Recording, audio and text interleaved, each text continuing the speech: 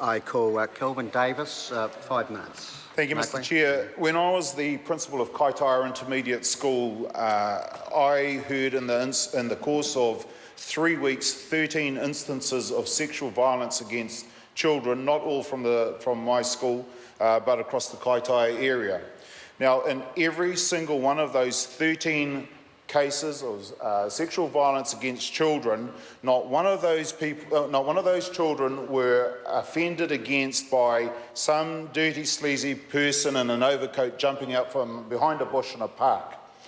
The offender was somebody that they knew, that they loved, and they should have been able to trust. And all they wanted was for the offending to stop. They wanted to feel safe. They did not want their family's name to be dragged through the courts or put on a register that's open to the public. They didn't want themselves to be identified as children and have their character perhaps put under the spotlight. They simply wanted the offending to stop and to be safe.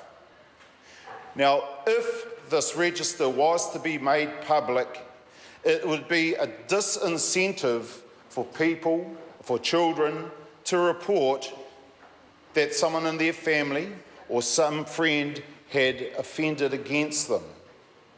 It would be a disincentive, and therefore it would in fact make children across New Zealand even more unsafe.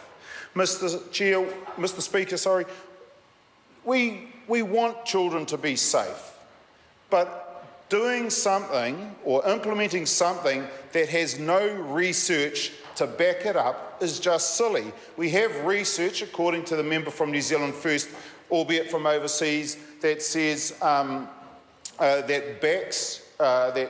doesn't back these registers, but he didn't present any evidence saying, here's the evidence that says that these registers, public registers, actually work.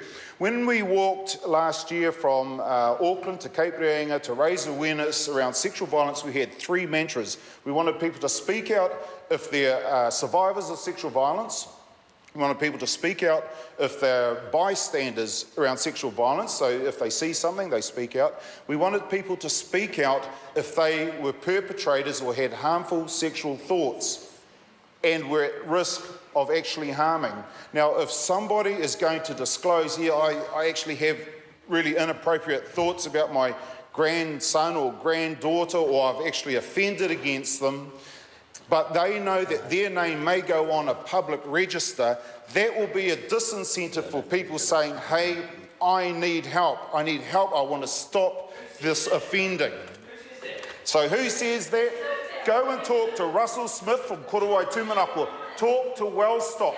Have you spoken, Derek Ball, to anybody who actually works with offenders? You're standing up there and you're spouting off about research that doesn't exist, and I'm saying go and talk to the people who actually work in the field, who actually work with offenders, who actually know what they're talking about. I'll give you Russell Smith's phone number right now and you go and talk to him, because these people know what's going on.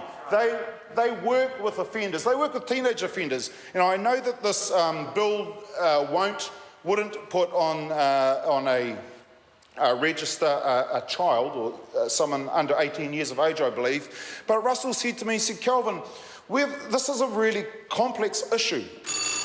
And what we have to, there's no sort of silver bullet, there's no sort of blunt instrument that can be used, because when we're talking about sexual offenders, what do we label the 8-year-old child who is actually offended against somebody? Do we label them? Do we put them in this box of a sexual offender when they can actually, if you work with them early, and rehabilitate them, they'll grow up to be perfectly functioning adults? But if you put this label on them and that label sort of sticks, and then it just absolutely makes it impossible for people to be rehabilitated. The practical application of this, of a public register would be really difficult. In my street, there's about 40 houses. What happens if the neighbour moves out and another neighbour moves in? Do all 39 other households then go and check this register? And what happens if the person isn't an offender? Then another neighbour moves out. Do we go and check them? It just ends up being almost impossible to manage, checking every single person that moves into your street or into your neighbourhood. I'm sorry, the member's time has expired.